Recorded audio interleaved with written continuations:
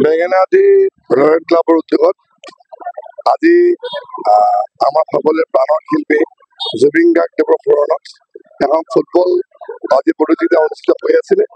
আজি চূড়ান্ত খেলখন আমাৰ পহি ছাগলী ক্লাবৰ লগতে আমাৰ কাৰ্বি আংলঙৰ ডেকাগাঁও ক্লাব মাজত অনুষ্ঠিত হয়।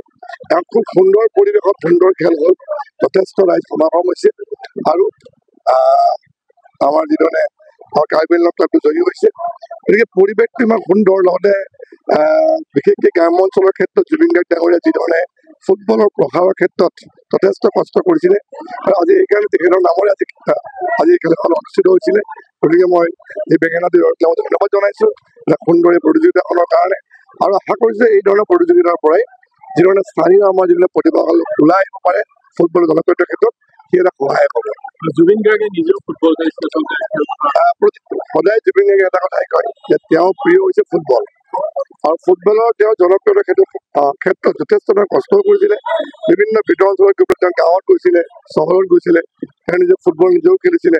গতিকে মই ভাবোঁ যে যিধৰণে আমি তেওঁৰ সৃষ্টিৰাজি, তেওঁৰ গানসমূহ বা তেওঁৰ কবিতা বা তেওঁৰ চিনেমা আমি যিধৰণে ধৰি ৰাখিব লাগিব,